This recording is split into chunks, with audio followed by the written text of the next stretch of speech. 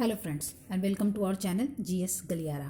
Friends 67 BPSC और राजस्थान लोक सेवा आयोग के एग्जाम को देखते हुए हमने ये सोचा है कि आपको करंट अफेयर्स का ज़्यादा से ज़्यादा कंटेंट उपलब्ध कराएं।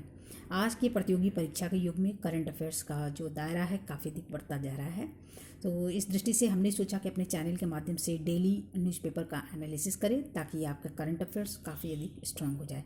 इस समय मेरे हाथ में दैनिक भास्कर न्यूज़पेपर है जो आज का न्यूज़पेपर है।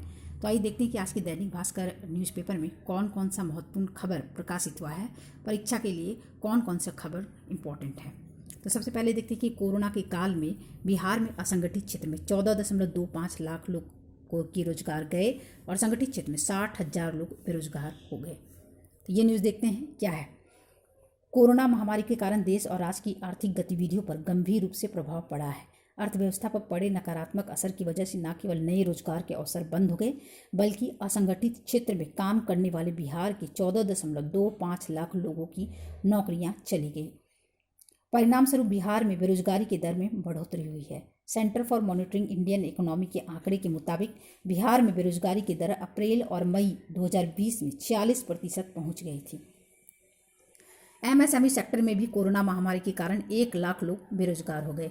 बिहार में एमएसएमई सेक्टर में करीब 6.5 लाख लोगों को रोजगार मिला हुआ था। तो ये भी डेटा काफ़ी इंपॉर्टेंट है। बिहार इंडस्ट्रीज एसोसिएशन के चेयरमैन का कहना है कि कोरोना के कारण इस सेक्टर की हजारों इकाइयां बंद हो गई। जो कुछ चल भी रही थी वह मांग कम होने के कारण प्रभावित हो गई। इस सेक्टर के 1 लाख के करीब लोग बेरोजगार हुए। रियल एस्टेट में भी 3 लाख लोगों का काम छिन गया। पर्यटन के क्षेत्र में भी 25,000 से अधिक लोग बेरोजगार हो गए। तो ये भी डेटा काफ़ी इंपॉर्टेंट है। अब देखते हैं अगली खबर जो काफ़ी इंपॉर्टेंट है।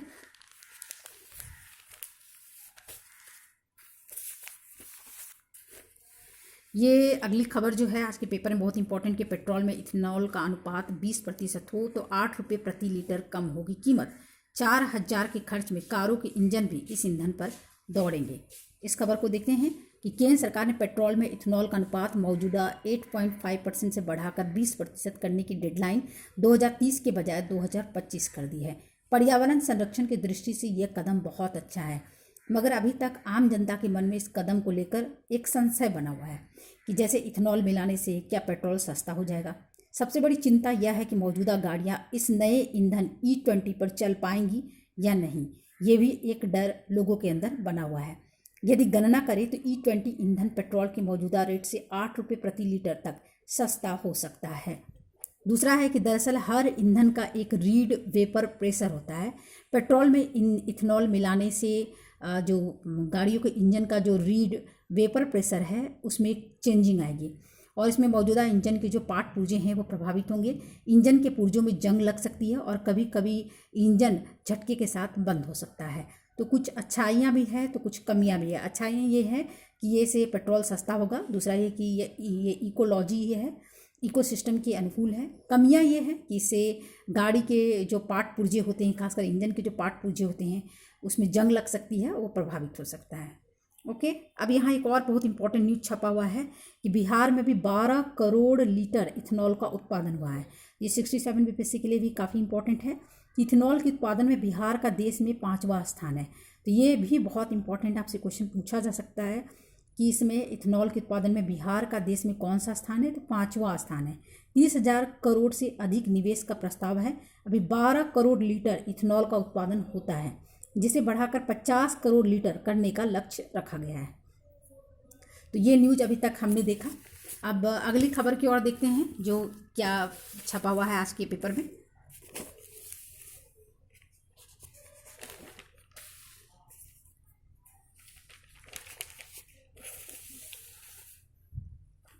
सबसे पहले आप देख रहे हैं कि यहाँ पे एक खबर प्रकाशित हुई है कि सबसे पहले मास्क फ्री वे, इजराइल में रिकॉर्ड मरीज, ऑस्ट्रेलिया न्यूजीलैंड में अब तक के सबसे ज़्यादा कोरोना के केस।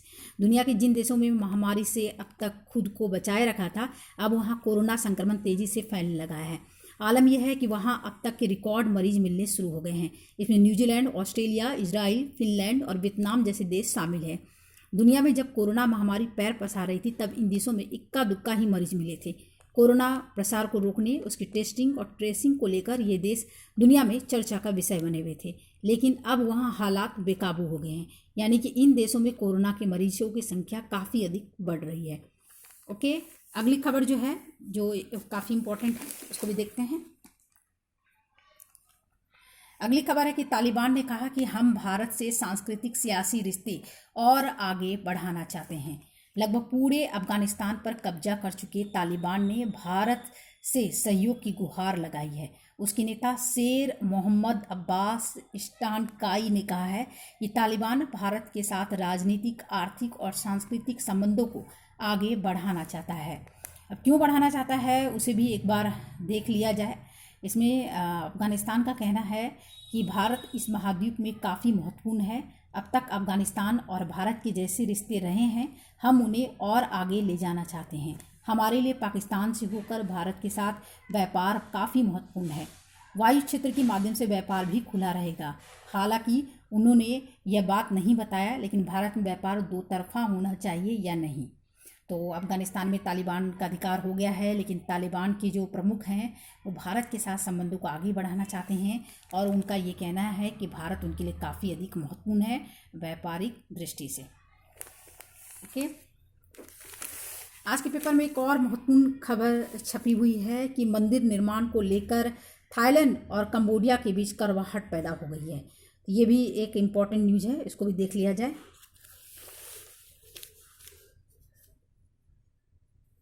थाईलैंड के उत्तर पूर्व में बन रहा भव्य मंदिर विवादों में आ गया है। दावा किया गया है कि इस मंदिर का डिजाइन कंबोडिया के अंकोरवाट मंदिर जैसा है, यानी कंबोडिया में एक अंकोरवाट मंदिर है उसके जैसा है।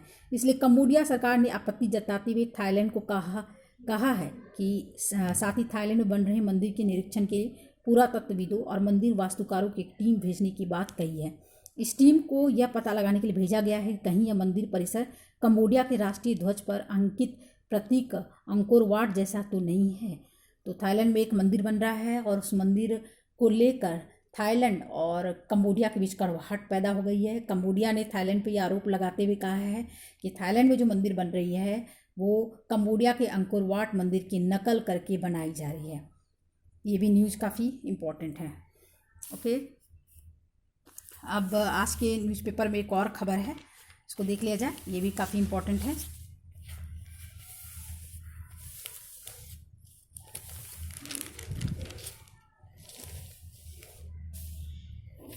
प्रधानमंत्री ने अपने मन की बात में कहा कि देश के हर गांव को अपनाना चाहिए मधुबनी का सुखेत मॉडल। ये न्यूज़ भी आप देख ही रहे हैं और आज के दैनिक भास्कर न्यूज़पेपर में प्रकाशित हुआ है। तो आइए देखते हैं कि ये क्या है ये न्यूज़। डॉक्टर राजेंद्र प्रसाद केंद्रीय कृषि विश्वविद्यालय पूसा के कुलपति डॉक्टर रमेश चंद्र श्रीवास्तव के नेतृत्व में विश्वविद्यालय के सुखेत कृषि विज्ञान झंझारपुर में चलाई जा रही योजना की प्रशंसा प्रधानमंत्री नरेंद्र मोदी ने रविवार को अपने मन की बात कार्यक्रम में कही। प्रधानमंत्री ने कहा कि देश के सभी गांवों को मधुबनी के सुखेत मॉडल को अपनाना चाहिए। एग्जामिनेशन में क्वेश्चन ये पूछा जा सकता है कि प्रधानमंत्री ने अपने मन की बात में किस गांव के सुखेत मॉडल की चर्चा करी है। तो मधुबनी के सुखेत गांव की मॉडल चर्चा की है। इसका नाम सुखेत इसलिए पड़ा कि सुखेत नामक क्षेत्र से ही इसकी शुरुआत की गई है। प्रधानमंत्री ने कहा कि देश के सभी गांवों को सुखेत मॉडल अपनाना चाहिए। सुखेत मॉडल न सिर्फ स्वच्छता को बढ़ावा दे रहा है बल्कि गांव में प्रदूषण से मुक्ति के साथ साथ किसानों को जैविक खाद भी उपलब्ध करा रहा है। ओके, इसलिए इसे सुखेत मॉडल इसलिए कहा जाता है कि मधुबनी जिले के सुखेत में सबसे पहली बार इसे लागू किया गया, इसलिए इसका नाम सुखेत पड़ा। इस परियोजना के तहत गांव के घरों से कूड़ा, कचरा तथा गोबर इकट्ठा किया जाता है, फिर उसे वर्मी कंपोस्ट में बदला जाता है। जैविक खाद की बिक्री से जो आय होती है उसे हर परिवार को कचरे और गोबर के बदले में 2 महीने पर LPG गैस उपलब्ध कराया जाता है। इस परियोजना से गांव में 15 लोगों को रोजगार भी मिलता है। ये सुखेत मॉडल है। ठीक है, तो आज के पेपर में जो जो खास न्यूज प्रकाशित हुई है तो हमने देखा। अब सारे news examination point of view से काफ़ी इंपॉर्टेंट है। तो अगर आप मेरे चैनल पर पहली बार विजिट किए हैं तो आप सभी से एक रिक्वेस्ट है कि मेरे चैनल को सब्सक्राइब कीजिए, लाइक कीजिए। इससे मुझे मोटिवेशन मिलेगा ताकि मैं आप सभी के लिए और भी ज़्यादा से ज़्यादा अच्छा कर पाऊँ। ओके।